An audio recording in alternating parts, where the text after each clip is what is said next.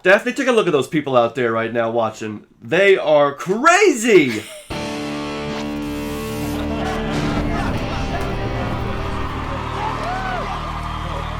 So crazy that they belong in an asylum, but yet here they are, rocking with us on episode 134 of the Kiss Army Things podcast. Of course, I'm Xander. I'm Daphne. And yes, today's episode is going to be our full review of the 6th installment in Kiss's Off the Soundboard series.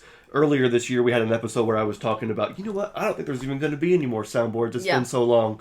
And here I am, eating my words, because they have released Kiss Off the Soundboard Asylum Tour. Yes. And we've waited a while for this, but yet at the same time, not really, because once it was announced, it came out like so fast. It was announced, earlier in the month? Yes, earlier this month, I believe. And also, what I noticed is that there were no singles this time around. I was also going to bring that up. Yes, good call. It was like, usually we get 1 or 2 singles before the release, just to tease us, just to ease us in. And it's always I Was Made for Loving You. And most of the time it's I Was Made for Loving You or Detroit Rock City. Or, one of those. Yeah. And this time it was like, no. But I guess there really didn't need to be. Because... No, and I don't think it's necessary to begin with. I just thought it was interesting. Yeah. That they chose not to do that. I think it's been almost a year since we did our last review of the Poughkeepsie Soundboard. Wow. I think April 2023, or no, April 2024. Okay, wow, so almost exactly April 2024, I think, was the last off the soundboard. And so we got used to them coming out pretty rapidly there for a while. It was like every couple months, it felt like. Every 90, 100 days, there was a new soundboard. So, yeah, we had to wait a year, and then once it was announced, within a few weeks, we got it. So, now for us, it just came out yesterday. Right. So we've been listening to it for the past 24 hours, roughly. Exactly. And so it came out yesterday. We're filming our review today so that you guys can watch it on Sunday. So thank you guys so much for joining us. Now, before we do get into our full, complete review of the soundboard, we want to go ahead and quickly mention the official announcement of the Kiss Army Storms Vegas event. This was something that we kind of talked about in the last episode. Yeah. We actually had pretty accurate scoop ahead of time. Yeah, it wasn't an official release, and there was just things floating around, and so it was like, wait a minute, is this really happening, really on the horizon? And so it is official, it is happening the 14th or the 16th of this November. There's going to be a 3-day takeover at the, I think, the Virgin Hotel or something like that in Vegas, and it's going to be nothing but a 3-day Kiss extravaganza, the ultimate Kiss experience, something we've never seen before, including the reuniting of Kiss. Yeah. Now, when we were talking about it, we were under the impression that it was going to be Kiss reuniting. Now it's saying Kiss, as in Gene and Paul, plus special guests. Special guests, yeah. There is no mention of Tommy and Eric. There is no mention of Peter and Ace. Yeah. There's only mention of Gene and Paul and special guests, and then Bruce doing his own thing. Yeah. But the fact that it says and special guests leads me to believe that this is going to be bigger than anything we've seen so far. I love that wording because I feel like certain things probably are still up in the air on who's going to be involved. But how I see that is not necessarily that Eric and Tommy won't be there. In fact, I feel like they probably will. Hope they should be. I feel like they will be there. But that leaves that open for it to be them. But also maybe Peter some and Ace, appearance. maybe. Yes, and it sounds like this. Definitely Bruce, obviously. Yes, and it's funny because a lot of people, once this was officially announced, are seeing this as, Kiss, they lied again and said that they were never going to, And it's funny how... This is not the same thing. Well, I mean, if you just read the fine print, they said that they were going to stop touring, and this was going to be the last time you see Kiss as we know it in makeup with the show. This, to me, feels like a very loose, intimate sort of, there's really this is a convention, essentially. There's less than 5,000 tickets being sold. Maybe 2,000 or 3,000 tickets being sold for this. And it's not even like the convention tour where it is still kind of like a tour. Like, this is a weekend. A singular event. Yeah. That is celebrating... is nowhere near Kiss and makeup touring. Yeah, it's celebrating 50 years of the Kiss Army's existence. The Kiss Army as a global force. A loyal fan club, but just not really. It's like a loose fan club. Yeah. It's not like just an official fan club where you sign a petition. It's the fan base as a whole. The fan base, it's the shirt you wear. It's the blood that flows through your veins. Right, the Kiss Army, we are one. So they're celebrating that.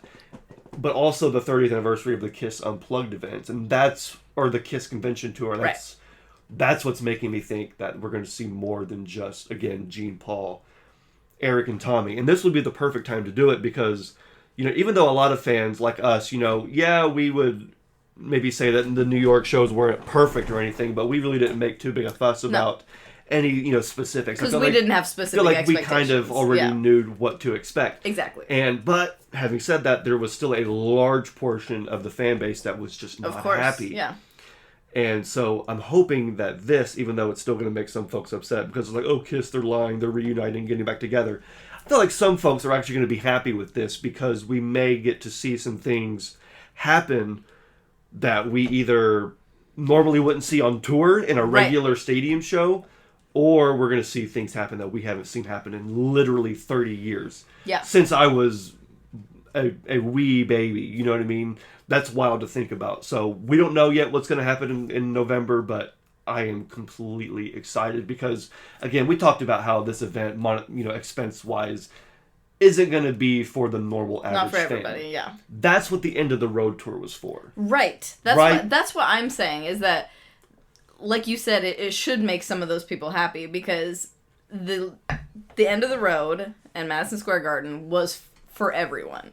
They're not gonna... It makes sense to me that they didn't do all these fan service-y moments that certain people wanted, because that's not for the masses. They didn't play random B-sides and... But this is for those people. It is for us. It is not for the masses. It is for the diehard Kiss Army members. Right.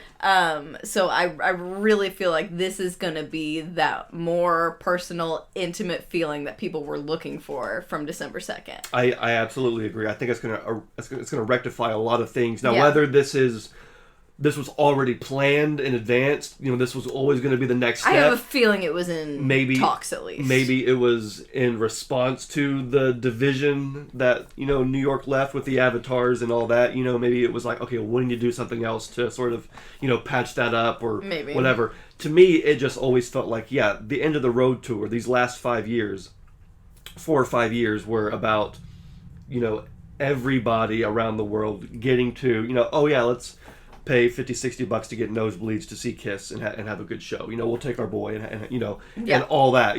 Thousands of fans every night, leg after leg, year after year. Whereas these one-off shows are going to be more tailored to the people that you would normally see that go to Kiss expos, Kiss cruises, and meet and greets and sound checks. Yeah. Yes, exactly. So this, even though I obviously would like to be there myself, I also understand that financially speaking, these events are not for me. I feel like it's hard for some folks to sort of make peace with that. I get it, we are being left out, but we can still watch this on YouTube. See, and we still get to be involved in this in some way, shape, or form. You know what I mean? Exactly. That's like the really great thing about living in the era we live in, is that we, obviously there's bad and good to the internet and social media, but we're seriously spoiled by the fact that we're not just going to hear about this and wish we were there. We're going to have a ton of photos and footage from fans. Hell, some people will probably be live streaming. Hopefully, that would be really cool. You know what I mean? That's a thing nowadays. And so we'll have lots of content from this. We'll have lots of videos of whatever performances happen. All the songs whatever that get played. Q&As happen. Whoever shows up. Yeah. We won't, if you're feeling left out, you're not going to miss out. Just to make sure you're online. Think about it this way. You get to know all the same things and hear all the same songs as the people that are actually there, except you get to save money. Yeah, it's free. You know what I mean? It's technically free. Yeah. So, and when I think about the Kiss cruises, we never got to do any of the Kiss cruises. No. Never even got close. No, but watching footage from them is so much fun. But anytime somebody says, hey, remember on Kiss Cruise 5 when this happened? Yes. I'm like, oh, I do remember that, because I was sitting at home refreshing YouTube at 1 a.m, hoping somebody got a signal on the Kiss Cruise to upload something to YouTube. 240p, I don't care. Show me the oath. Right. You know what I mean? Show me all the deep cuts that they're playing, Almost Human, and let me know, and all these deep cuts. So I feel like this is going to be that, but on land. Yes. There's no risk of a ship sinking and Wi-Fi, internet going down. You're still going to be on land. You're going to be celebrating Kiss with fans all over the world, whether you're at home or actually there. It's just that, I guess where I'm coming from, I'm just excited to see some life being pumped back into the Kiss world in a very real way. I mean, we're about to get into the Off the Soundboard, which is great too, but nothing beats knowing that Gene and Paul are going to be getting up on stage and playing those songs and inviting special guests to join them. So kudos to everybody who gets to go. For the rest of us, we're going to have to just sit back and enjoy it and watch. The last thing I want to mention about this before we do move on to our Asylum Soundboard review is we talked about, again, the price and how we said this would probably be meet and greet package level prices, and we were pretty much correct. The base package is $1,000. Pretty sure that's exactly what you predicted. I think it goes up to like $2,000, $3,000, $4,000, maybe $5,000 is the highest package, which some folks are pretty upset about knowing those prices. And just yesterday, last night, I found out that the top 2 packages are already sold out. Just from pre-sale? Because it's not even like a fish... Like, they're just in pre-sale right now, right? Kiss Army VIP pre-sale. So they relaunched the Kiss Army, or the Kiss Online website. They relaunched the Kiss Army fan club. Yeah. I signed up for the free tier. Yeah. So I'm just regular Kiss Army. I think I did too, because I had to do the Dress to Kill audio. Exactly. Yeah. To do that, you had to sign up and all that, which is great, which is fun. Super quick anyway. Yeah, super quick. So if you sign up, you can go and sign up for the Kiss Army for free. You'll get any newsletter, any updates, any merch launches. You'll be notified and all that stuff. Now, if you pay $50 a year, you can be Kiss Army VIP, and that's what gets you exclusive access to even earlier This is the pre-sale for the pre-sale, right? Because the pre-sale actually doesn't start until April 2nd. Wow. Okay. That's for the Kiss Army and the fan club regular people. Okay. General public isn't until April 7th. I wonder what's going to be left by then. We're filming this on March 29th. Tickets went on sale, I'm pretty sure, yesterday, day before, and the top 2 packages are already gone. I was going to say, I wonder. That's wild. I feel like it's all going to be depending on how many tickets they allow in the next pre-sale. Yeah. Like, unless they put a cap on it, then it's just going to sell out. And they might not be putting a cap on it, because they might be like, who cares? Yeah. Obviously, the people that are... If you want it, get it. Yes, the people that are... officially have made the effort to be in the fan club, obviously are going to be big fans. And again, some folks might be like, "Well, that's not fair." But I feel like if I paid $50 a year, and I'm told I get early access, and I get left out because it was capped out, I'd be pretty upset. Yeah. So get upset if you want, but there are rules and reasons why these things are in place. So. Yeah, I think it's just, again, I really don't care. I'm not going. I'm just looking at it for what it is and looking at the facts. And I'm like, it's crazy that already the top 2 packages are already sold out now. These do include a 3-night stay at the hotel. Mm-hmm. You're getting really close seats, and you're getting a photo with the band and all these quote-unquote curated gifts, whatever that means. Interesting. All that stuff is included. So, yeah, whatever it is, it's going to be crazy. And we're going to keep talking more about this as it unfolds. I mean, it's not even April yet, technically. So we'll kind of follow this as it goes, but I just thought that, maybe for our Kiss Spotlight, this would be our Kiss Spotlight, is talking about the Kiss Army Storms Vegas event, because I'm just completely excited as far as what songs they're going to play and how it's going to actually look, and just to see Gene and Paul up on stage. Yeah.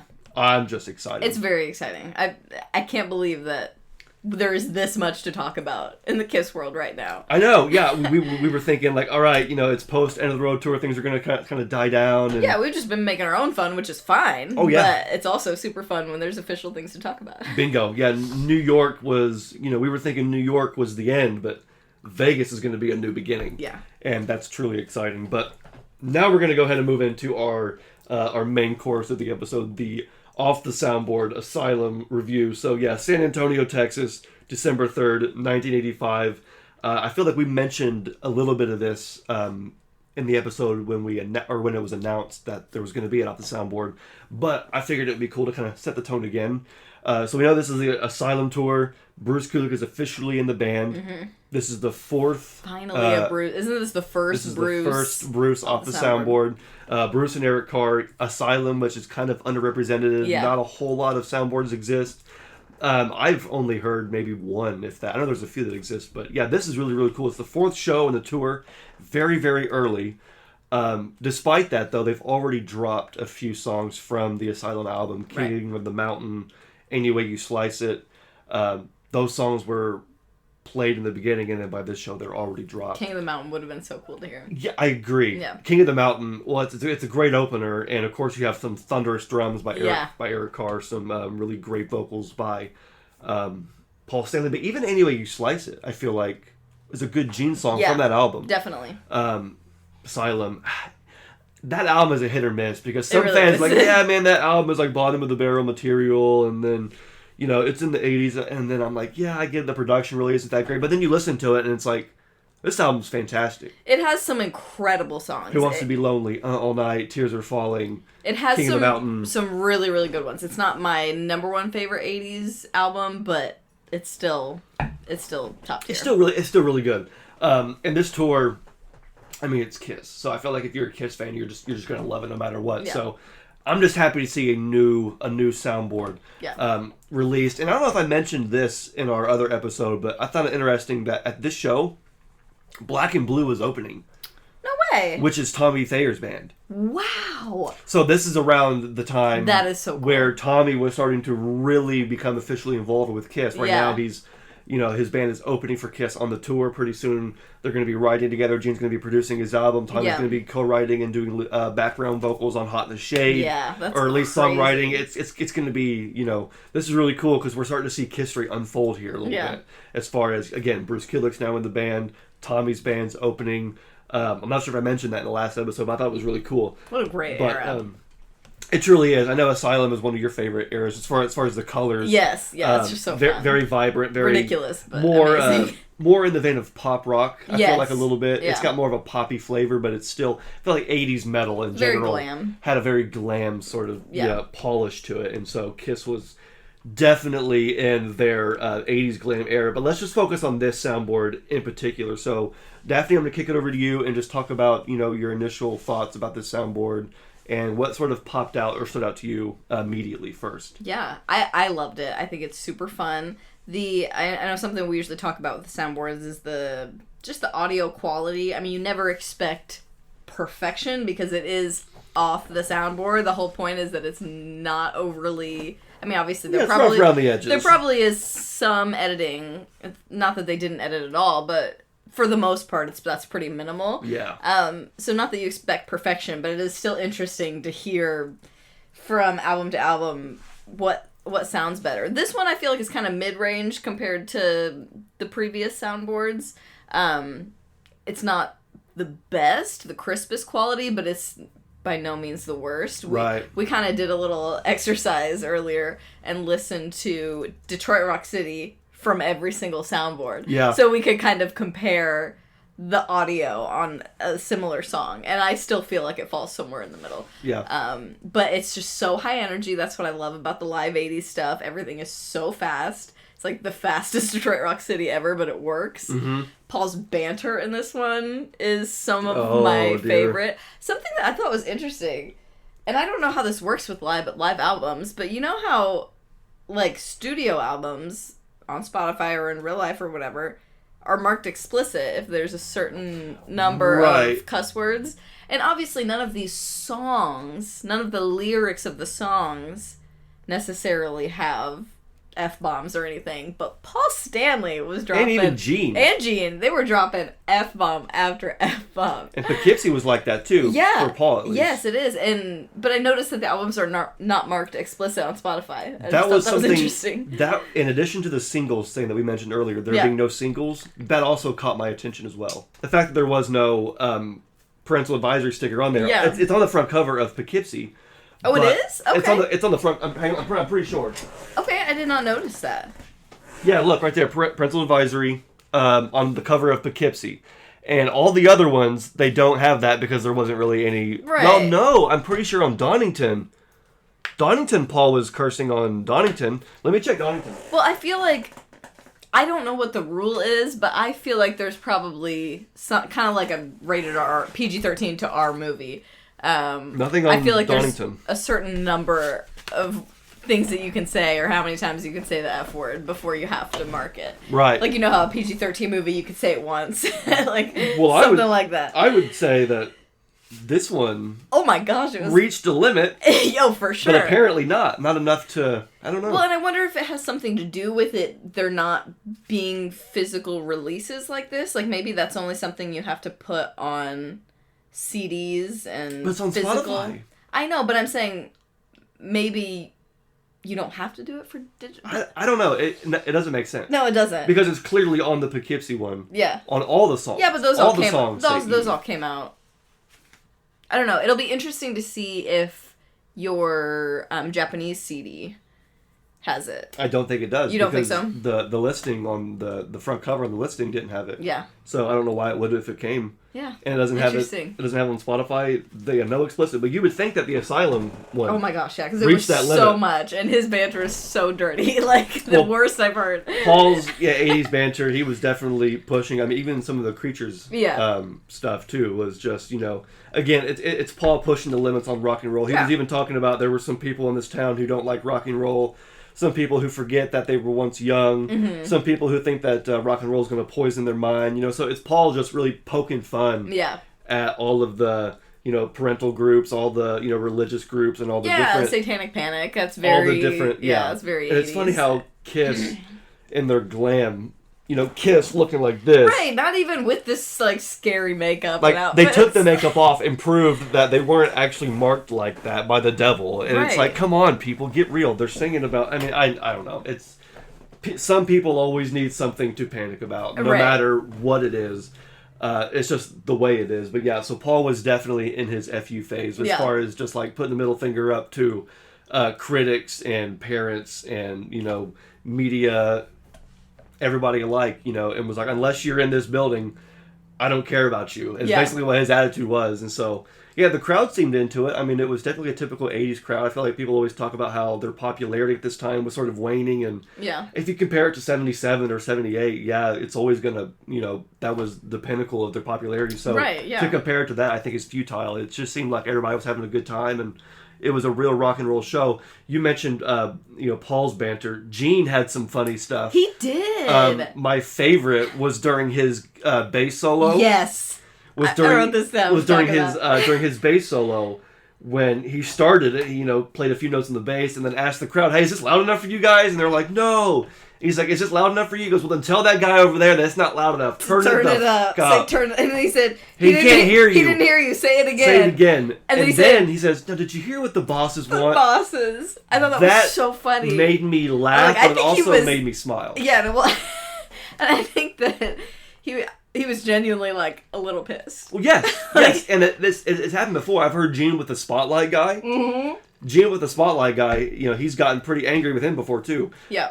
Soundboard people, you know. He's like, okay, we rehearsed this. We did sound check. Why is everything not the way that it was? Yes, but Gene and Paul, I get. They're perfectionists. They've always referred to the crowd as the bosses. Yeah. We give the people what they want. We give the crowds and they're the masses ones paying, what so they it demand. makes sense. They pay. Yeah. They're the bosses. We work for them. And so I like how he's saying, we're not in control here. They are. We're doing this and for they them. want it louder. So. And they want it louder, so turn it up. He didn't hear you. Turn it up. I love that. That was so funny. That guy was probably like, oh my gosh. Yeah, he's so like, all right, Gene, I'm sorry.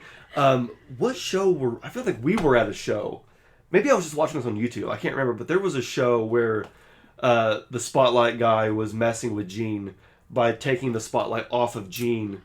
And were we there for that? I think it was in Dayton or something. It sounds vaguely familiar. I can't remember if it was one we saw in person or not. I feel like there was a show we were at on this end of the road tour. I'll have to ask Rob because he was at Dayton. That's true, yeah. I'll just go back and watch the entire Dayton show. I'm not sure, but I'm pretty sure there was a moment where Gene was calling out the Spotlight guy at one of our shows. And he, just to be mean, just to kind of, it's like F you Gene, was moving the spotlight off of Gene on purpose and making Gene mad. And I was like, well, he's going to get fired after the show. Yeah, you don't. Even if Gene doesn't say even something. Even if he's being a jerk. Somebody over the venue will. Yeah. But yeah, so there was some candid moments like that. Even before, I forget what it was before. I think it might have been before Tears Are Falling, when Paul called out his guitar tech. Yes. He was like, will the great Jim Linden please... Wait, no, I wrote down exactly what he said. Will the manservant please come... He said, will my manservant Jim please come and change guitars for me? Yes. And then he does. I think you actually hear him go, oh, sorry, like in the microphone. You hear him real quick, oh, on my way. And then he does it, and then he goes, manservant Jim Lennon, everybody, give it up. Yeah. I thought that was great. My manservant Jim, please. I thought that one manservant, please. Because, Paul's just sitting there waiting with the guitar. He's like, oh, got it. So, again, I love the candid moments like that. Yeah. That, obviously, if you were to do a live album of San Antonio, that probably wouldn't make it. Yeah. That would get cut. Yeah. You know what I mean? You would only keep the dirty rock and roll stuff and the, we want to hear you, let me hear you, all that stuff, and remove that candid stuff. But it's with these soundboards. That's the fun thing about the soundboards. You get fun stuff like that. Now, as far as the actual performances go, me being a drummer, Eric Carr stood out from the very beginning. From right at the beginning of Detroit Rock City, as soon as he started playing, his double bass drumming, his snare started fat and heavy, his thick bass drum, I was like, this is what I want to hear. Yeah. And you mentioned we did that little experiment listening to the various versions of Detroit Rock City from the soundboards, and it actually, his drumming sounded pretty comparable to Poughkeepsie. Yeah. Especially considering that it was 84 to 85. It's not pretty a huge close. Time jump. But, yeah. Always, Eric Carr's drumming is a standout. It was incredible. Go ahead. Whatever he did at the end of Detroit Rock City in this one was different than any other one. I don't know what it was. There was... we noticed it too, but there was, his drums had a few different sounds in there that I never really heard before. And one of the versions was, or one of the things was Tears Are Falling. That's what I was about to say. And Tears Are Falling, on the chorus...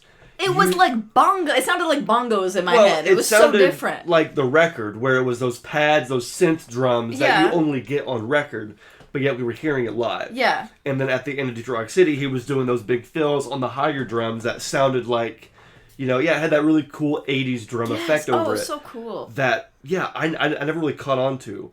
At least not in any other soundboard, not in any other show that I've heard. So that was really cool. But at the same time, it almost made it to where you couldn't pick up every note. I noticed during his drum solo, when he was doing the that part, you really couldn't hear those first several notes over here on the high tones. Really? Because they were so high pitched. Just because there's like effects on them or whatever? Either it was the effects, or they were too high pitched, or it was the microphones. It was the recording device. Something was preventing every note to come through. You listen to Poughkeepsie, no problem at all there. Yeah. Listen to the Creature soundboard, his drum solo, no problem there.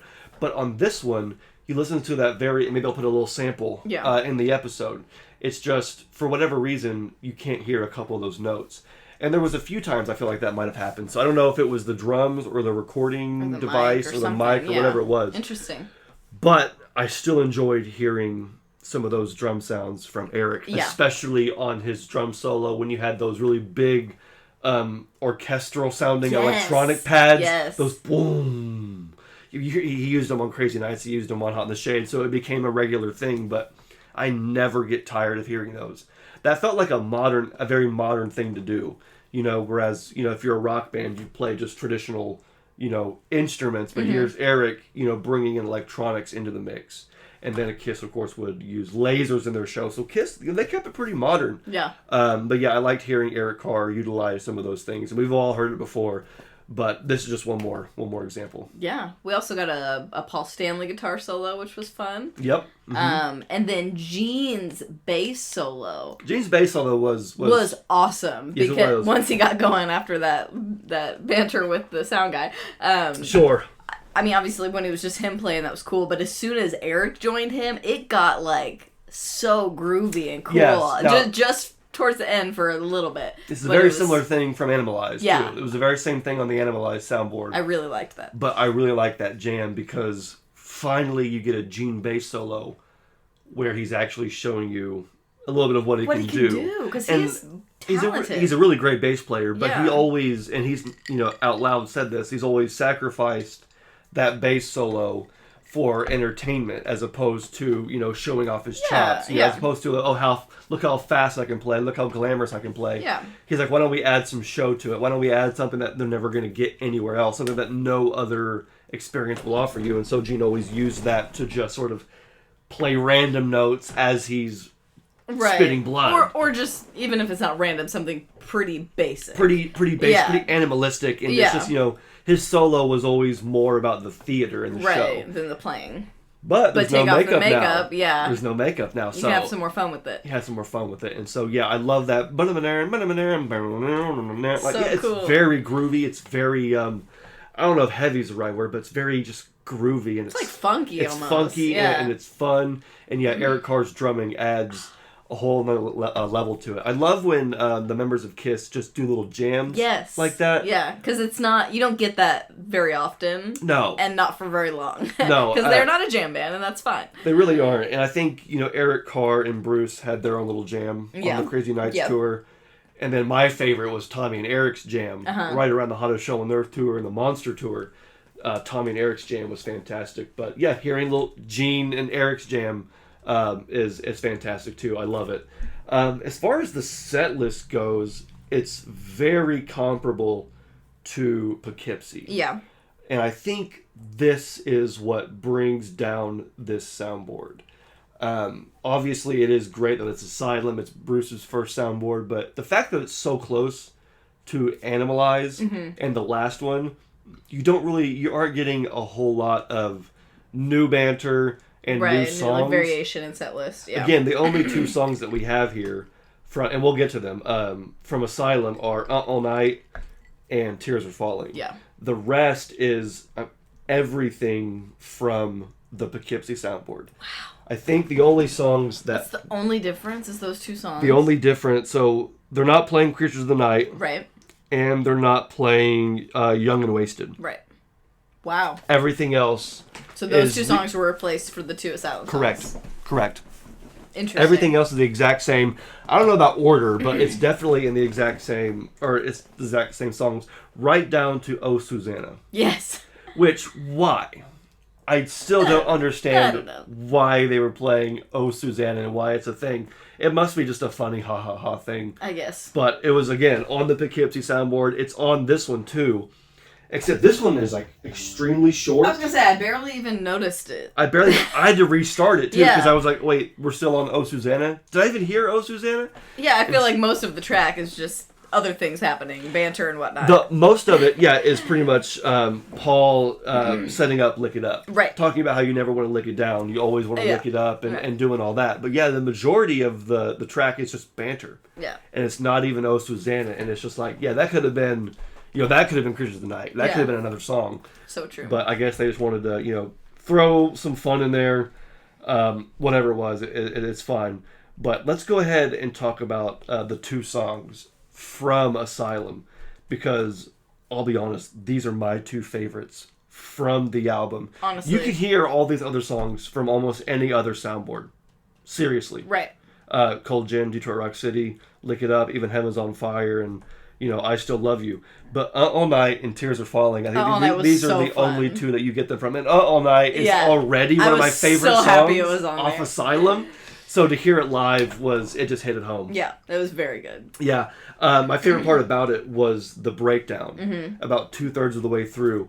That's what caught my ear. Because, again, everything else, I was like, this is cool, this is great, it's Bruce Kulick, but it's the same. Right. So as soon as you get about halfway, 2/3 of the way into All Night, and it gets into that breakdown where Paul's like, San Antonio! Yeah, I want to hear you say when I say to say or when I tell you to say and that whole part with just the riff going on dun dun dun dun dun dun dun dun dun dun dun dun dun, that it was extended, it was fun, it was something that you obviously would do live, it worked live. That's the kind of stuff I want from a KISS Asylum off the soundboard. It's fun moments like that. So All Night was definitely one of my favorites from the album. Yours too? Yes, oh my gosh, it was awesome. I was so happy it was on the set list. What were before we move on to the other one, what were the ones that were cut from the set list? Do you know?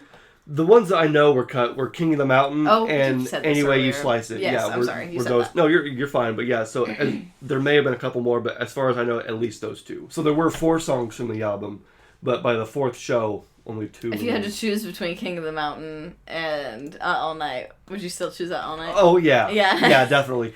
But, see, the song that I thought should have made it in the set list at some point was Who Wants to Be Lonely? Oh my gosh, can you imagine? Because that riff, first of all, is really good. I'm pretty sure it was released as a single. Yeah. And if not, there was definitely a music video made for it. So, and it's one of those songs I just feel like would have worked live. King of the Mountain is a great song, and I'm glad they played it live. But I can see why that one wouldn't translate live as well as some of the other ones. But Who Wants to Be Lonely? Just I feel like it definitely Bruce's would. riff, Paul's vocals, that chorus is so fun. It's just a perfect 80s rock song, a good Kiss song, and it would have done so well live. Yeah. Agreed. But All Night was there. That was fun. They even played All Night on one of the last Kiss cruises. Did they really? And that was probably one of the most exciting things to happen in a long time, because on the Kiss cruises, they're supposed to be known for playing all the deep cuts, and after a while, there were still some deep cuts, but it became a lot of the same stuff.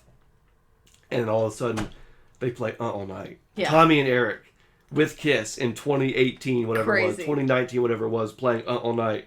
They also played Take It Off. Not sure if it was the same cruise or a different cruise. That sounds familiar, But yeah. those two were some really good Paul deep cuts. But yeah, so All Night was great. And then the other one was Tears Are Falling. And Tears Are Falling, I think, was probably one of the best sounding That was songs. one of my favorite on the whole album. It I was totally- so good. totally agree. We already mentioned Eric's drumming, but the drums on this were just so cool and so prominent for me. Yep. I absolutely loved that part. They were prominent. And then Paul's vocals and the harmonies, the way Gene and Paul, and the whole band obviously sounds great. But yeah, again, sometimes when they play live, when you hear these 80s soundboards, these are just at the end of the day random shows on the tour that when Kiss played them at the time, they were not thinking about fans 40 years down the line Right. reviewing them on their podcast for the whole internet. Yeah. Because those words didn't exist. Right. They didn't know that. So they're just playing for the people. So I don't expect, Paul's vocals to be top tier every time. Again, we don't expect the quality of these to be perfect every single time. Right. We're just getting to look at a quick glimpse in A history. moment in time. A snapshot in history. Yeah. A show. Because you're And right. that's the best part about it. It's not like Kiss Alive or Kiss Rocks Vegas or something like that, where they know that they're recording a live album tonight. It's gonna You be know what I mean? it's gonna be dissected forever. Yeah. This is not a planned live album. It's just a random night. This is a random night. That's the really fun thing about soundboards. It really is. One of the cool things I want to mention, because this just came to my head, was we had a comment from somebody. I think the handle was at Captain Kirk. Said when this was announced, no way, awesome, I was there at this show. No way. Third row and caught a guitar pick. That is so from cool. Bruce Kulick. Wow. And I've heard of a couple people when we did the Donington Soundboard and some of the other ones, they were like, oh my gosh, I was actually there at these shows. That's great. That to me is one of the best parts about these soundboards, is the fact that there are potentially thousands of people who were at this show and get an official release Yeah. of the show that they were at. And then, of course, if you're Captain Kirk, you get a pick to go with it, and a memory and a story. So awesome. But that's just the best stuff. That's just so cool. So yeah, is this the best Kiss show of all time? No. Does it need to be? No. Because it's just a fun 80s classic Kiss song. And one of the things that I noticed is that there were a couple of, I guess, firsts, if you will, Okay. a couple of firsts that I noticed. During Paul's solo. During Paul's solo, he was talking about how he had his microphone hooked up to this sign up there, and he wants to see how loud the crowd can get. Yes, and then that he was goes, fun. "Whoa!" And I'm assuming there was a sound meter. Yes. That was, kind of like going over into the red based on the level of sound. And he said, "Do you guys want to give this a try?" And then you hear the crowd, start yelling back and forth. And Kiss did something very similar on the farewell tour. Yeah. When Paul went out to the crowd before Love Gun. Nowadays, on the end of the road tour and for the several tours before that, he would have the crowd say his name as loud as they could. Yep. On the farewell tour, he said you have to get the sound meter to go all the way over to the red. That's so fun. If you can do that, I'll come out there and see you. Yeah. And to me, watching that as a 5-year-old kid was the coolest thing. And that's always been, in my mind, the first time they did that. Yeah. So when I was hearing this soundboard and Paul saying, I have my microphone hooked up to this sign over there and I want to see how loud you guys can get, I was like, oh my gosh, this may have been the origins of that bit. Right. And that may have been a callback. It's like in a very cool way, in a modern way. Yeah. Yeah, so that was a really cool piece of Kisstory connected. And it's happened before, too, where we've talked about how Kiss will play the ending of And on an Eighth Day at the end of Black Diamond, and how that kind of also was done before as well. And it's just so cool to see those things, happen decades later. Yes. And, again, one of the other firsts I heard was on Heaven's on Fire. When Paul was introducing Heaven's on Fire, he was like, you guys are going to know this one, because as soon as I sing the beginning, you're going to go, oh, yes, I've heard this. You're going to know it by the beginning. And, of course, when I think of that, I think of Kiss Alive 3, when Paul says, this song's got a beginning where you go, oh, yeah, I know that one. Goes like this. And, of course, that was like 7 years later. Right. But this may have been the origins, where Heaven's on Fire, even back then, was such a big hit. It's so recognizable by that first vocal riff. By the intro. And so, again, I was having flashbacks to the 90s listening to Kiss in the 80s. Right. Because I heard the 90s version first. Exactly. And so now I'm getting to kind of piece all of it together. And so... That's very cool. As a Kiss fan, to me, that's my favorite part about these soundboards. So, yeah, I don't know if you have anything else that you would like to say about the soundboard. Obviously, we enjoy it. We love it. I Still Love You sounded pretty ethereal. I was not too pleased with I Still Love You. The version on the Poughkeepsie version of I Still Love You.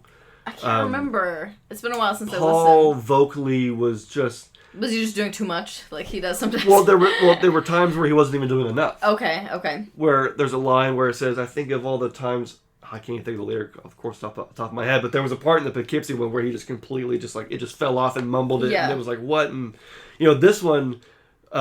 it just felt bigger, and it felt sonically, I had chills the first time I heard it. Yes, that's what I'm saying. I was like, oh, this is a good version. He did great, and Bruce's guitar solo on that, Bruce was perfect on this whole album. Yeah, Bruce was perfect on this. Fantastic. And I could hear how he was sort of influencing the band a little bit, too, because on the Poughkeepsie, and again, I could just be,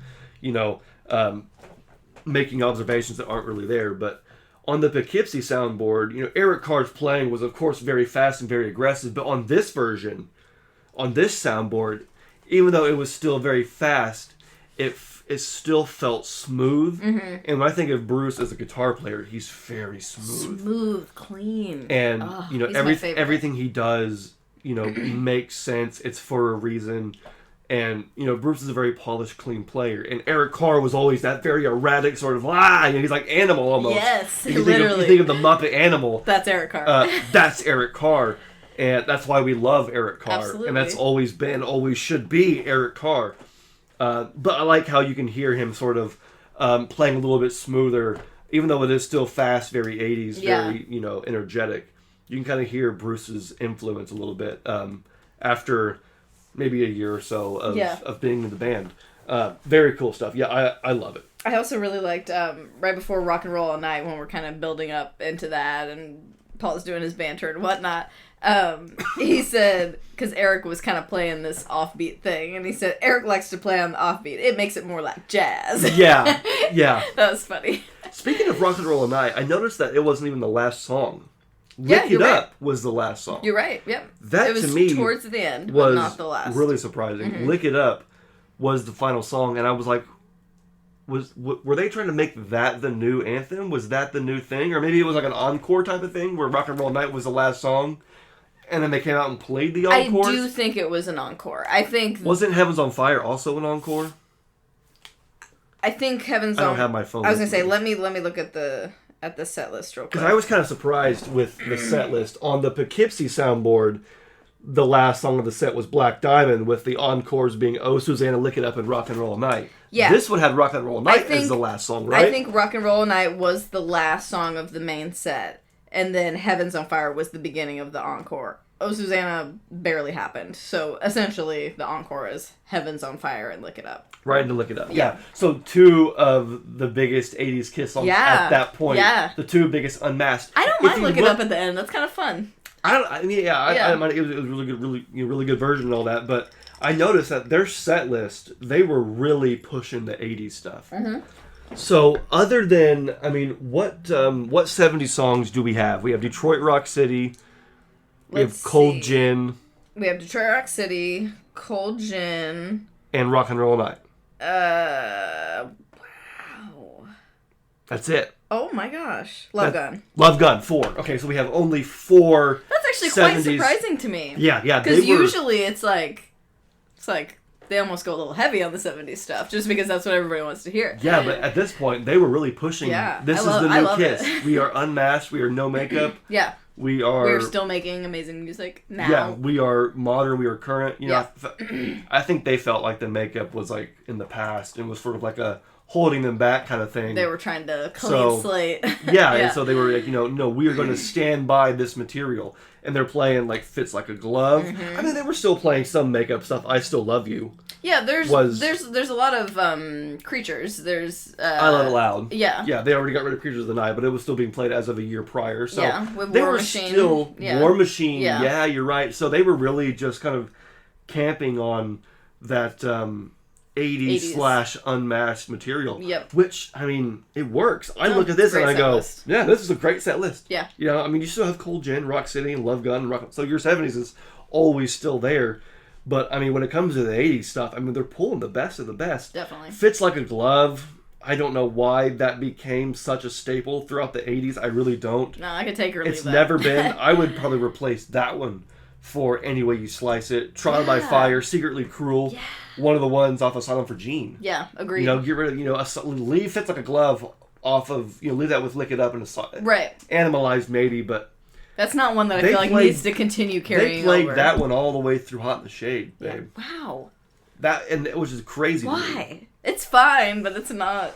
Gene just really stood by it, And I don't guess. think it translates super well live. It's a fine song. It's definitely fast and heavy, which is kind of, what's in at the time. But it doesn't stand up to songs like I Love It Loud and War Machine. Yeah. But whatever, it is and what it's it is. not as, like... This is going to sound stupid, but it's not as, like, sing-alongable, Feel the heat, driver's seat. Yeah, no, it really isn't. It's not really as fun to sing, but it is what it is. I'm surprised they got rid... Not really surprised, but they did get rid of Young and Wasted, which is Eric's lead vocal. Oh. That's kind of a bummer. Yeah. Which, I mean, we all saw it coming. It lasted until Animalized. Isn't that the one that got cut off on the last one? That one did get cut off on the Poughkeepsie one, yeah. Because I remember it's so cool, but it does unfortunately get cut off before the end. Which is a bummer. Yeah. So it would have been cool if we were able to get a full version of that. Yeah, it was cut off on the Poughkeepsie. It was cut for the set list with just Eric Carr, man. Didn't get the... No, but Eric Carr's performance on this was fantastic. Everybody's performance on this was fantastic. I don't really feel like there's any reason to knock anybody. I mean, everybody did great. It was a fine soundboard. I think the only thing that brings it down is the fact that it was too close to 84. Right. And therefore the set list is almost the exact same. Exactly. Yes, you have Bruce Kulick, but that's like next. What's next? 83 with Vinnie Vincent? It's right. Like, we now have an 83, 84, 85. It would still be cool, but wow, man. But we need something that's different than what we already have gotten. So... But it was cool. Overall, I enjoyed it. It was very, very cool. Now, did you want to sort of do a where does it rank kind of thing and figure out where it kind of ranks? Because we did, like you said, We discussed it. I don't know if I have an exact ranking. Well, exactly. But yeah. I mean, we listened to the song Detroit Rock City is on all 6 soundboards. Right. So we thought that would be a good through line. Let's just compare listen, all 6 and sort of rank them. So we started in Des Moines, 77, went to 84, and then 85, and then 97, and then 01 and 04. Yeah. And with the intention of trying to sort of rank them, but it became almost impossible. Yeah, well, and... Because it was like, it's just Kiss. Yes, and it's hard to know how to rank them, because it's like, do you rank it on things like the sound quality or the performance? Because those two things don't always line up. Right. Like, for example, is it the Virginia Beach one that, like, is the one everybody kind of knocked for being bad sound quality? Because it was muffled. And it is muffled, and it is probably the worst one, but the performance is fantastic. But the performance, we were like... This is one of the best performances of this song. If you can kind of get past feeling like you have earplugs in, then, like, the performances are amazing. I was like, Tommy and Eric just killed this. Yeah. But then you listen to, but Donington is the one that is the most crystal clear. Gene's bass is so fat. That might be the best overall, because you have both. You have amazing performance and good sound quality. Yeah. Yeah. But even listening to Des Moines, I was like, yeah, this is like Kiss Alive 2 right now. Right. You know, and Kiss Alive 2 is pretty epic. So it's, and then of course 84, 85, it's like, what are you going to do? Talk about, you know, like Eric Carr's fast drumming. It's like, it's total, you know, 80s fun. It's like, it's all, no matter which one it is, it's like, yeah, like you said, you can rank them based on this.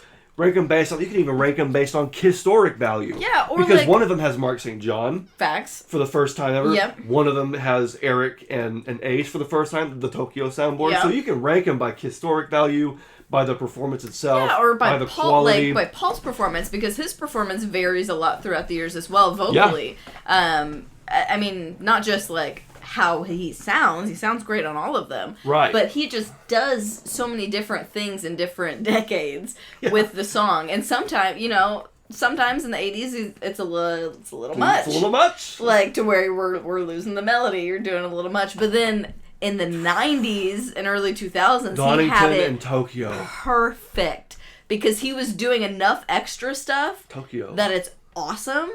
But not too much that you lose the integrity of the song. It was much more intentional. I was saying in the 80s, I feel like he had just kind of unlocked a new level of his voice, and he was still very young, and he was just playing with it and just doing whatever comes to mind. Whereas in the 90s and 2000s, he's done like Phantom of the Opera, like you mentioned earlier, and he's much more controlled with his choices and his riffs and his vibrato. Yeah. And it just is... He does the extra stuff, but it's so tasty. I also think it has to do with just the band as a whole. Because you're right, Paul was obviously learning and exploring and growing, but the band themselves in the 70s and 80s they were so erratic on stage. It was about chaos. It's just it was about chaos and rock and roll. You know, you can almost imagine the members of Kiss off stage being held by chains, and as soon as they say, you wanted the best, you wanted the hottest band in the world, Kiss, the chains come off, and then Kiss is like on stage, you know, and then when they're done, they go back into their cages, and they that was Kiss, and they were like, just get me out on stage, man, they're hungry, you know. But then in the 90s and 2000s, in the age of cameras and video, and, you know, everything became more polished and more tame. Yeah, and all of a sudden they're pros at that point as well. The BPM sort of came down to a more reasonable level. You know, in the 80s it was like... Eric definitely brought it up. You know, Kiss, it's funny how Kiss weren't even doing drugs in the 80s. You can imagine if Kiss were on cocaine, how fast it would be, but they were just out there. That was just them, you know. But in the 90s, obviously Peter and Ace kind of, you know, brought things down a little bit as far as the tempo goes. Yeah. But even Tommy and Eric kept it very reasonable, kept it very, you know, perfect. And very digestible for a modern audience. Whereas if Tommy and Eric came out trying to play like Peter and Ace in the 70s, all sloppy and fast and all that, it's like, have Kiss not learned anything? Right. Can they still not play their instruments? You know, it's like, but now there's cameras everywhere, so everything has to be perfect. Right. Everything has to be, you know, choreographed, and all the lights and things are in their place. Whereas back in the day, you were just there at the show. Well, and also the 80s were just the 80s. Like, the 80s were just the 80s. That was that era for... Oh, yeah. Well, speed metal and thrash metal. And, you know, Kiss wasn't trying to be thrashed. Kiss was in a weird spot because their look was glam. But then you have songs like Love's a Deadly Weapon and Under the Gun. Yes. And I'm Alive. And then you would have songs like, you know, No, No, No. And which were like just shredding guitar, double bass, blistering fast. And then you had songs like All Night and Who Wants to Be Lonely, where Kiss was like in their pop phase. So Kiss was really just trying to do it all. Yeah, they were. You know, it was like a metal show live with a glam polish, and then their albums were glam with a metal undertone. It was such a weird, like, even Lick It Up was pretty thrashy at times. Heavy. Pretty heavy. So Kiss was like just riding every wave, doing everything, doing the most. Yeah. And it's soundboards like this that, you know, really bring that out. And so it's hard to, at the end of the day, rank the 6 soundboards. I don't even know where to start. I will say I'm looking forward to what they do next because, I feel like, you know, the more you do, the less you can do, right? Yeah. That makes sense, obviously. So we're always going to be looking forward to that next one, but for what it was, this is a great soundboard. It's not the best one, it ain't the worst one, it's just... But it's a solid one. I'm glad to see there's a new release. Yeah. You know, it is unfortunate that the CD isn't going to be available until April 30th. Yeah. That's kind of the bummer. The CD isn't going to be until April 30th. It is available on CD. I have mentioned this before, but I'll mention it again. There is a CD available. It's just very, very limited. It's available only in Japan, but there will be a link in the description if you're somebody who really, like me, it wants to have all these on CD physical media to listen to yourself. And if you're willing to pay potentially more for shipping than the actual CD, then it's what you're probably gonna get. 20 for the CD, 25 for shipping. So if you got an extra $50 that you want to spend on the new Soundboard Japan release with the new artwork, with the new cover, I do love the new artwork. It's cool. That's really cool. I will say I'm excited to listen to this in the car. Oh yeah, for sure. This is going to be a future spotlight for sure. Once I actually get the physical CD, and once I can listen to it in the car, because right now I listen to it in the car, but only via Bluetooth. And that's not. Well, it's like it's not regular Bluetooth. It's like a radio transmitter thing. Radio so it's not the best quality. It's going to be a lot thinner. I listen to it on my computer with my computer speakers, which sounds crystal clear, but you don't get that full range of the dynamic range, if you will. I could listen to it in here, but these speakers aren't whatever. I just want to listen to it. I want Eric Carr's thunderous drums to come through my speakers. Absolutely. And bust those puppies out. You know what I mean? So I'm looking forward to getting the actual CD. I wish there would have been a normal standard release. I'm still very upset. I still can't believe that. I'm still very upset. And I've even heard people say that their vinyl bundles just got pushed back to July. July? The release is in March, the CD isn't until April, and then the vinyl bundle for $100, some of which I've heard isn't going to be shipped until July. All of that is ridiculous to me. So, I mean, right now, literally the only way that people can listen to this is on... You can stream it and you can buy MP3 from Amazon. Yeah, you can buy it digitally, but most people are just going to be listening to it on Spotify or whatever streaming service they use. That's just so bizarre to me. I have something. Let me ask the Kiss Army this. So I've thought about making a video, a Xander classic, where I create my own version of the Asylum Off the Soundboard cover. Yeah. And I upload that for fans to download for free. And then you can buy the MP3 soundboard, and we'll pretend like it's 06 again, and you can just burn your own CD and print the cover, and voila, there you go. If you still have a disc drive anywhere. you can buy a disc drive separately. Can, I have two. But they don't come with the computers No, anymore. you can't have a disc drive with. But yeah, no, if you're still capable of burning CDs, and you want to have a little bit of extra Kiss fun, and you're like me and you want to have the Kiss soundboard, but maybe you can't pay an arm and a leg, what do you say? I make my own version for you guys, and then you can, print your own. How's that sound? Yeah. I'd love to see your own version of the cover. I've toyed with it. Maybe that'll be my next video. I don't know. We'll see. But yeah, I thought that was just a very unfortunate thing to have happen, with everything getting pushed back and there being such a limited release and all that. But it is what it is. So what we want to know from you guys is, what do you think about the Kiss Asylum Off the Soundboard? What are your thoughts? What was your favorite song? What's your favorite version? How does this stand up and stack up to the other ones, to Poughkeepsie even? Does it bother that it's so close to 84? And then, of course, what other soundboards are you still looking to add to your collection? I'm excited to read everybody's comments. I've already got comments coming in on Facebook about the soundboard. Yeah. It's actually kind of divided. Ooh, okay, interesting. There's some fans on our Facebook that are like, this was, fantastic, one of the best eras ever. Somebody said, this does not interest me. I don't want any Unmasked. I want early days. Okay. And it's just kind of back and forth like that. So yeah, it's very interesting to see where everybody is. Everybody falls on that scale. But I'm just glad to, at the end of the day, have some Kiss music to review and to listen to. And I'm hoping that this is, because like you mentioned before, the first run of Off the Soundboards was released in pretty rapid succession. So I'm kind of hoping this is the start of the second round, and that within a couple of months maybe we'll hear about the next one. Because I mean, the packaging is different now too, and so I'm hoping they'll all have similar packaging with photos from that concert or that tour. Right. So it'll be interesting to see what they do next. Yeah, for sure. Well, that's what we're going to leave it for our review today. I'm sure we could keep going on and on, but I do have some Kiss merch to show everybody. Okay. I almost didn't. I know.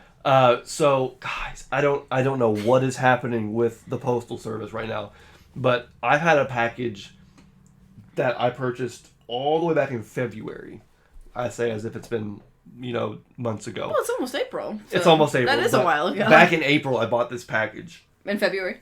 back in February, I bought this package. Yeah, back in May. It still hasn't arrived. No. In February, bought this package. I knew it would take a little bit, but it has been stuck at the Indy Postal Service for weeks. It's so frustrating because it's not even that far away. It's like so close. It's close, and things are so. And it's been like that for months. Yeah. And I just it's absolutely ridiculous. Yeah, the USPS is going through it. I have several packages actually that I haven't received. So I was like, what? Am I just gonna not show some Kiss stuff? Of course not. No. So I hopped into my car, hit the local record store. And didn't buy any records, but I did find some really cool Kiss stuff. Okay, I'm excited. And this is the record store that I go to for Record Store Day. This is where you normally get the new Off the Soundboard release. This is where I would get the new Off the Soundboard if there was one. You know, that's so funny that you ended up... I didn't even think about that. I went there on you the ended release up day anyway. going there on release day anyway, even though you couldn't get the soundboard. It was funny. There. I talked to the guy there because he's awesome. He's Yeah, a Kiss fan, and he's cool. I'll talk to you about it a little bit because we talked about Kiss the whole time. I put an order for pizza before I went to the store, so that I could leave and then get my pizza. And go pick it up. I was there for like a half hour talking to this guy, and then went and got my pizza. It was still warm, but anyway, so I went to my local record store, and because I know he's got Kiss stuff there always. And I thought, surely I can get myself into something, you know what I mean? So I was like, what am I going to find? What am I going to come across? So let's begin. And I'll go smallest to biggest here. So first things first, I got a new coaster. Nice. You can always use more coaster I actually options. have a coaster just like this. Yes. I mean, it's the same one that I bought from the same place in my office. That's what I thought. But I bought that, probably a couple years ago, and it's, they're cheap coasters. So after Probably using it, out. the edges are getting worn out, so I might replace it at some point with this one. But yeah, so a really cool, simple Kiss Army coaster there. What's funny is that my coaster is Dress to Kill. You're right. And we've been doing the Dress to Kill thing lately. And we were just listening to Dress to Kill as we were setting up. I was listening to Dress to Kill. Yeah, I posted a reel. We were listening to Room Service. Yep. I should have mentioned that in our episode with Dress to Kill. But yeah, so we already have plenty of Kiss coasters. Yes. But there's one over there. There's some more over here. But there's also one right here. So yeah, the more the merrier, right? Yes. I've talked about Kiss postcards in the past and how I love Kiss postcards. Oh, those are so good. So I always get Kiss postcards from this place. And the last time, I think I bought the rest of them. So looks like he re-upped. Nice. And got some more post. There's some for Pink Floyd, Grateful Dead, AC/DC. Of course, those bands are great. Love them. But not as much as I love Kiss. Yeah. And so I bought 4 Kiss postcards. These are from, I'm looking for an actual, these are from 2010. So I think it's cool that he's still getting these from 2010 or getting these somewhere from somebody, even though they're from 2010. Still really cool. But yeah, I saw he re-upped. I had to get some. I did recently get some Kiss Army postcards made.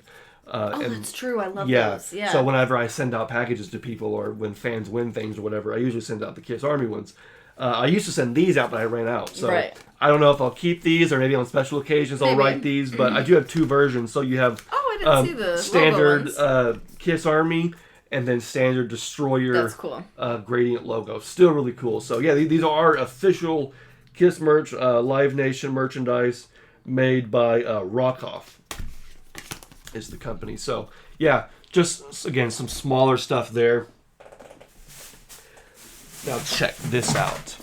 I've been wondering what this is. Kiss Tour board game. The board game this, that rocks? This came out a couple years ago. I haven't even heard of this. In 2022. This is a board game that I think it's like up to, I don't know how many players, but it's like a multiplayer game. 2 to 4. 2 to 4 player game. Relatively new game that came out.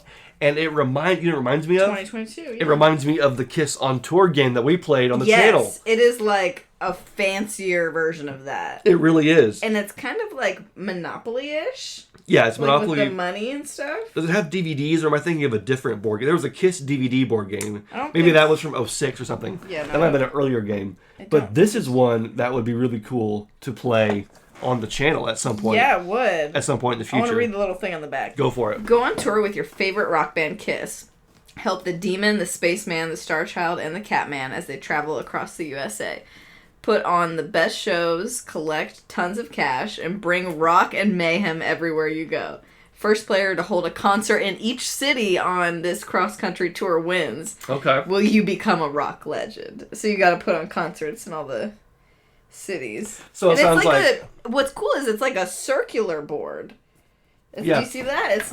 It's not a square like normal. Yeah, it really does feel like a modern day version of that 70s tour really game. Does, yeah. And I've seen people, buy this and they talk about it and they love it. So I know it's cool, but it's fun. Somehow I've never owned a copy for myself. So here we are. Yeah, 2022, some really cool new some new merch. Includes 4 metal tour bus game pieces. Cool. Tour for buses. Sure. I thought that was some kind of special thing. The way it was worded looked like it was something crazy, but no, it's just so really cool. There Fun. it is. The board game that rocks, Kiss on Tour. You want to put that somewhere over there? Sure. Hope it's not going to block your... Should I stand it up? Sure, yeah. Hopefully there's no glare. So, last thing. Oh, no way. What? 2 Peters? 2, count them, 2 Peter Criss Why? solo album CDs. I'm glad you asked why. Tell me There is why. a great story behind this. All so, right. again, I'm there. I'm at the store. Mm-hmm. I'm talking to the guy about Kiss. He sees my shirt. I'm asking about some Kiss stuff, and then he was talking about how he just talked to a guy on the phone about Kiss. We mentioned the new Off the Soundboard, yada, yada, yada. You know how Kiss fans are. You talk about one thing, you talk about a million things. And so I'm up at the counter. Haven't even finished shopping yet. And I'm just like looking around, and I see at the corner of my eye these 2, or just 1, Peter Criss solo album hanging out. And so I happened to ask him, I said, hey, I see this Peter Criss solo album here hanging out. What's the deal with that? And I was thinking he was going to say, oh yeah, somebody came in with their CD collection. They wanted to offer me, or they wanted an offer. Yeah. So I bought them, and they're sitting over here for me to piece out and put out. He said, oh, you're going to love this. Check it out. Tears for Fears. Opens the CD, and it's Tears for Fears Rule the World. That's hilarious. And so I said, wait, what? And he goes, yeah, I had a customer come in, and they wanted a copy. First of all, they wanted a copy of Peter Criss's solo album. Love that. They said, I want a copy of Peter Criss. Would you please buy it from me, order from me? He goes, yeah, sure, no problem. Buys it, orders it, comes in like this. So this is not... This was like a distributor. This is a manufacturer. Yes. That's crazy. I thought somebody just sold their collection to him and gave him the wrong thing. Me too. No, it turns out... But he went and bought a new CD. He went and bought a new one, and the distributor, the manufacturer, actually sent it like this. That's hilarious. And so he gives it to the guy, sealed, not knowing. Says, here you go. The guy comes back the next day. Hey, dude, you sold me this. Tears for And so he's like, oh, snap. My bad, dude. I didn't know that. I'm sorry. Let me order a new one.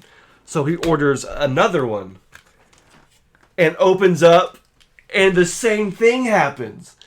So you're telling me there's like probably a whole bunch of... Yeah. So at Peter this Criss... point, he tells the distributor, who then goes to the manufacturer. Because you're right, there's probably a mountain of these sitting somewhere. Yeah, like a whole batch of them. So I'm sitting here laughing. So funny. He's mildly annoyed because obviously you can imagine. As a seller, imagine being a customer. Yeah. You order something twice and you're waiting probably days to a week to get it, and both times it ends up being the wrong thing. So he's got these just sitting there. Has he played them? Is it for sure Tears for Fears? Oh, I don't know. I feel like we should play them because maybe it's even crazier and it just has the wrong sticker on the front of the CD, but it's actually Peter Criss. That would be a crazy... That'd be a plot twist. We should check that. That'd be a plot twist. But anyway, so he's telling me about this, and I'm just dying laughing. And so he goes to put him back away. I said, no, put him back. I'll buy him. What do you want? That's He goes, so funny. What? I said, I'll buy them from you. I want these. He goes, why do you want them? I said, because I'm going to show them on my story. I'm going to show them on my show and tell this story, and I'm going to keep the CD jewel cases That's hilarious. and the artwork. That's so true. You could use that. The jewel cases are in perfect condition. Yeah. The artwork is great. What do I need it for? Who cares? It's Peter Criss artwork. I said, I want it. He goes, $5 for both. Heck yeah. So I paid $5 and got these 2. What a great story. Yeah. What a great, just who cares? 2 Peter Criss solo albums. I told him, We're going to check the CDs, and if it ends up actually being Peter, we'll let you know. We could do it right now. Let's do it. You want to do it right now? Yes, because I want to know. Let's do it right now. Okay, we're gonna try this out. Let me figure out how to turn this on. All right, here we go. Is it going to be Tears for Fears or... I mean, I like Tears for Fears, but that is not Peter Criss. Oh, so you've heard of Tears for Fears? Yeah, do you know Everybody Wants to Rule the World? Everybody wants to rule the world. Probably. Super famous 80s song. You would know it if you heard it. They have other big ones too, but... That's Tears for Fears. This is Everybody Wants to Rule the World. This is the song. It's a great song. Okay, well, I'm going to stop it before we get a copyright strike. Facts. I love that song though. But, okay, so there we go.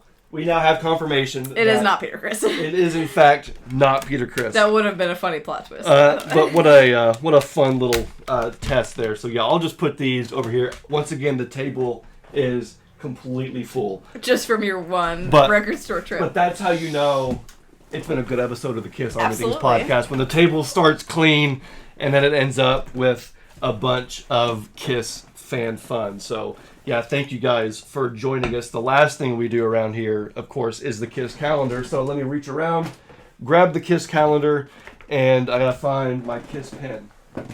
Let's see, we are still in March, and we are now crossing off the soundboard because, check. of course, that release day was yesterday. So Nothing left in March. We're almost to April. nothing left in March. The next episode, this is the last episode of March. And I think we can go ahead and officially put Kiss Army Storms Vegas on the calendar. For sure, yeah. Last time we didn't because it wasn't hadn't official. been officially announced, There was nothing there.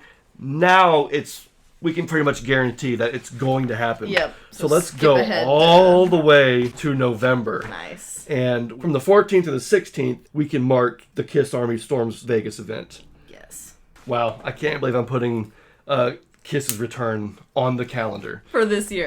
This is absolutely crazy, absolutely exciting. So yeah, that coupled with the soundboard, coupled with the Dress to Kill audio tour, it's been a very exciting few weeks. It's been a pretty fun few weeks, a pretty fun, couple of months. April. I'm gonna go ahead and put it on April. I'm obsessed with that photo. We're gonna go ahead and put it on the so classic chopper so shot glam. from '76. So yeah, we'll hang this up right here.